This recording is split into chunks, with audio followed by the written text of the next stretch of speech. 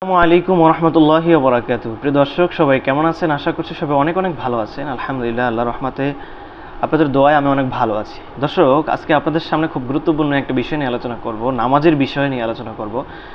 বিষয়টা হলো নামাজের মাকরুসমূহ, কোন কোন কারণে নামাজে মাকরু হয় সেই কারণগুলো আমরা জানবো। আর নামাজ যদি বেশি মাকরু হয়ে যায় তাহলে সেই নামাজ ভঙ্গ হয়ে যাবে, গুনাহ হবে। আমরা মাকরুসমূহগুলো জানবো এবং জেনে আমল করার চেষ্টা করবো ইনশাআল্লাহ। তো দর্শক, আলোচনা শুরু করার আগে সকলের কাছে অনুরোধ জানাচ্ছি, সকলে অবশ্যই চ্যানেলটি সাবস্ক্রাইব করে দিবেন এবং ভিডিওটিতে একটা লাইক করে দিবেন, কমেন্টে আমিন লিখে যাবেন বা আপনার মূল্যবান মতামত জানাবেন বা আপনার যে কোনো একটা লিখে যাবেন আপনি। তো নামাজের মাকরুসমূহ, আপনি যদি নামাজকে ত্রুটিমুক্ত করতে চান তাহলে নামাজের সমস্ত মাকরু কাজ থেকে আপনাকে কী করতে হবে? বিরত থাকতে হবে। সকল মাকরু কাজ থেকে কী করতে হবে? বিরত থাকতে হবে, নচেত আপনার নামাজ অপূর্ণাঙ্গ অসুন্দর থেকে যাবে, নচেত আপনার নামাজ অসুন্দর এবং কী হয়ে যাবে? আপনার অপূর্ণাঙ্গ থেকে যাবে। নামাজের মাকরুসমূহগুলো এখন আপনাদের সামনে আলোচনা করব। দর্শক, 1 নম্বর, কাপড় নিয়ে বা শরীরের কোনো অঙ্গ নিয়ে খেলা করা। কাপড় নিয়ে কিংবা শরীরের কোনো অঙ্গ নিয়ে, কাপড় নিয়ে বা শরীরের কোনো অঙ্গ নিয়ে খেলা করলে নামাজ মাকরু হবে। 2 নম্বর, ভদ্র সমাজে যাওয়া যায় না এমন বাজে কাপড়ে নামাজ পড়া এবং প্রাণীর ছবিওয়ালা কাপড়ে নামাজ পড়া। ভদ্র সমাজে যাওয়া যায় না। এখন একটা কাপড়, এমন একটা কাপড় যে কাপড়টা নষ্ট, যে কাপড়টা নোংরা, যে কাপড়টা পরে আপনি ভদ্র সমাজে যেতে পারবেন না। একটা মজলিস কিংবা মাহফিল কিংবা একটা যে কোনো ভদ্র সমাজে চলাফেরা করা যায় না, এমন কাপড়ে নামাজ না পড়া ভালো। পরিষ্কার পরিচ্ছন্নতা, নামাজ পরিষ্কার পরিচ্ছন্ন কাপড় দিয়ে জামায় আমরা পরিধান করে পরে কী করবো? আমরা নামাজ আদায় করব। এবং প্রাণীওয়ালা ছবিতে কাপড়ে নামাজ পড়া। অনেক স্টুডেন্টরা রয়েছে, অনেক যুবক বন্ধুরা রয়েছেন, আপনারা যদি আমার ভিডিওটা দেখে থাকেন, আপনারা অনেক যুবকরা রয়েছে, আবার অনেক রয়েছে, অনেক যুবকরা রয়েছে যারা বিভিন্ন নায়কের ছবি, বিভিন্ন প্রাণীর ছবি, সিংহের ছবি কিংবা আপনার নিজেরই ছবি অনেকের গেঞ্জির পিছনে থাকে, সামনে থাকে। তো প্রিয় বন্ধুরা, যেই গেঞ্জি পরে আপনি নামাজ পড়তেছেন, এই গেঞ্জি পরে নামাজ পড়লে আপনার নামাজ মাকরু হয়ে যাবে। এজন্য এই গেঞ্জি বিরত থেকে, এই গেঞ্জি থেকে পরিধান করা বিরত থেকে আমরা ভালো গেঞ্জি পরে, সাদা গেঞ্জি পরে কিংবা যেই গেঞ্জিতে কোনো প্রাণীর ছবি নেই, কোনো মানুষের ছবি নেই, সেই গেঞ্জিওয়ালা, সেই গেঞ্জি গায়ে দিয়ে, সেই জামা গায়ে দিয়ে আমরা কী করবো? নামাজ আদায় করার চেষ্টা করবো ইনশাআল্লাহ। 3 নম্বর, আস্তিন গুটিয়ে রাখা এবং নষ্ট হয় বলে কাপড় গুটিয়ে রাখা। যেমন আপনি নতুন একটা জামা পরিধান করেছেন, এখন আপনার যে পাঞ্জাবির যে নিচ তলা রয়েছে, ওই তলা আপনার ঘচিয়ে যাবে। এখন এই কারণে আপনি কী করেছেন? আস্তিন উঠিয়ে ফেলেছেন। কিংবা হাতা কী করা? করে রাখা, বোটে রাখা, তাহলে নামাজ কী হয়ে যাবে? মাকরু হয়ে যাবে। 6 নম্বর, তুচ্ছ স্থানে, রাস্তায় ও কবরস্থানে নামাজ পড়া। তুচ্ছ স্থানে, রাস্তায় ও কবরস্থানে কী করা? নামাজ পড়া। এই সকল স্থান থেকে নামাজ পড়া থেকে আমরা বিরত থাকবো ইনশাআল্লাহ।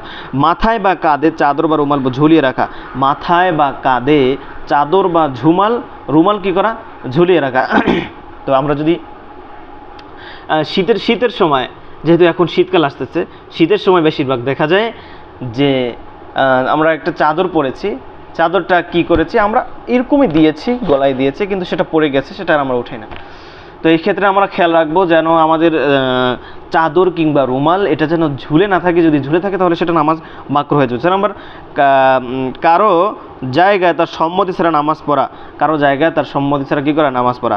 7 নম্বর, বিনা ওজরে শুধু লুঙ্গি বা পায়জামা পরে নামাজ পড়া। বিনা ওজরে কোনো ওজন নাই, আপনি শুধু পায়জামা, শুধু লুঙ্গি পরে নামাজ পড়া, নামাজ মাকরু হয়ে যাবে।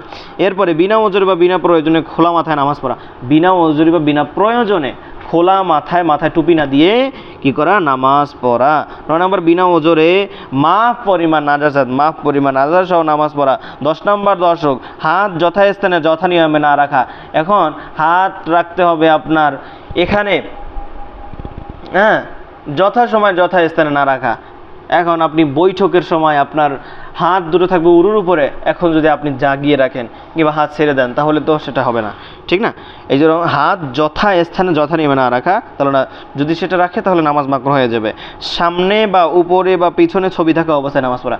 সামনে, উপরে বা পিছনে, যেখানেই হোক না কেন, সামনে বা উপরে বা পিছনে ছবি থাকা অবস্থায়, যে কোনো ছবি হোক না কেন, ছবি থাকা অবস্থায় কী করে? নামাজ পড়া, তাহলে নামাজ মাকরু হয়ে যাবে। বিনা প্রয়োজনে ঘাড় ফিরিয়ে ডানে বামে এবং উপরে তাকানো। বিনা প্রয়োজনে আমরা অনেকেই জানি যে আমরা যদি অন্য কোনো দিকে তাকাই, ঘাড় যদি এদিকে তাকাই, এদিকে তাকাই, উপরে তাকাই, সামনে তাকাই, কি পিছনেই তাকাই আমরা, তাহলে কিন্তু নামাজ হবে। তাহলে আমরা ওই সময় নামাজ হবে, কিন্তু আমরা অনেকেই জানি যে ঘাড় এদিকে ফিরাইছি, ঘাড় একজন এদিকে ফিরেছে, এই ভাই তোমার নামাজ শেষ হয়ে গেছে, এই ঘাড় এদিকে ফিরেছি, এই তোমার নামাজ শেষ হয়ে গেছে, আবার নামাজ পড়ো, এরকম না। আমরা কি করব, কেউ যদি ঘাড় ফিরায় তাহলে নামাজ মাকরু হবে, কিন্তু নামাজ হয়ে যাবে। কিন্তু এখন একজনে ফিরাইছে আপনার সোজা গেড়ি কল্লা, আর একজনে ফিরেছে আপনার পুরো শরীর যদি কেউ আপনার করে ঘুরায় ফেলায়, তাহলে কি হয়ে যাবে, নামাজ বাতিল হয়ে যাবে। কিন্তু যদি ঘাড় ঘুরায়, ঘেড়ি ঘুরায়, কল্লা ঘুরায়, তাহলে কি হবে না, নামাজ থাকবে, মাকরু হয়ে যাবে।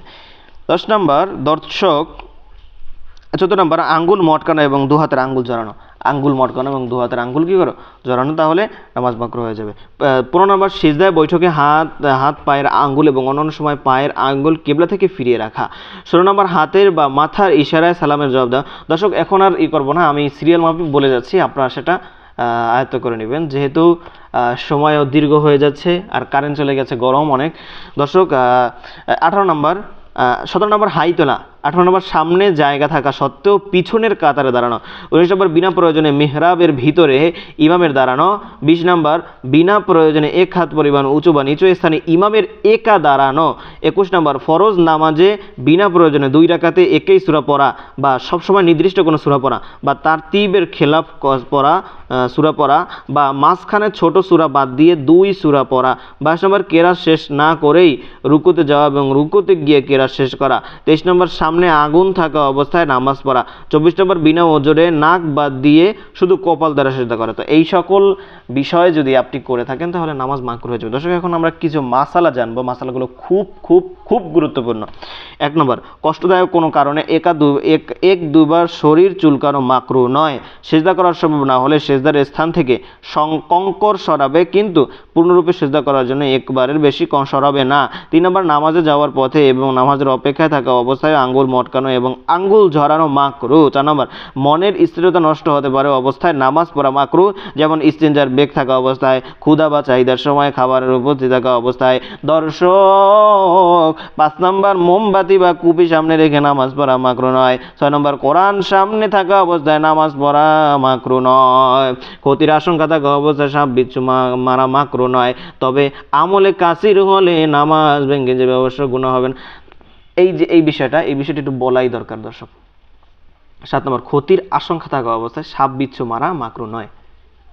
সাপ বিচ্ছু মারা কি, এখন ক্ষতির আশঙ্কা রয়েছে, কারণ আপনি নামাজ পড়তেছেন, এখন আপনাকে একটা সাপ বিচ্ছু এটা আপনাকে দংশন করবে, এখন আপনি সুপিগিরি দেখাইয়া, আল্লাহওয়ালা দেখাইয়া এখন আপনি কি করলেন, সেই সাপ মারলেন না, বিচ্ছু মারলেন না, কিংবা দংশন করতে পারে এমন কিছু প্রাণী আপনাকে দংশন করবে, কিন্তু আপনি সেটা কি করলেন না, আপনি ওই নামাজ পড়তে থাকলেন, আল্লাহ আমাকে রক্ষা করবে, আল্লাহ আমাকে রক্ষা করবে, আমি নামাজ পড়তেছি। হ্যাঁ, জীবন বাঁচানো ফরজ, এটা আমাদের মনে রাখতে হবে, জীবন বাঁচানো, জান বাঁচানো ফরজ। এই জন্য আমরা জান বাঁচাবো, আগে আমাদের নিজেদের জীবন রক্ষা করতে হবে, তাই না? এই জন্য আপনি যদি ক্ষতির সম্মুখীন থাকা অবস্থায় যদি সাপ বিচ্ছু যদি আপনি মারেন, তাহলে সেটা মাকরুহ হবে না, নামাজ হয়ে যাবে, আপনি নামাজ পড়তে পারবেন, অসুবিধা নেই।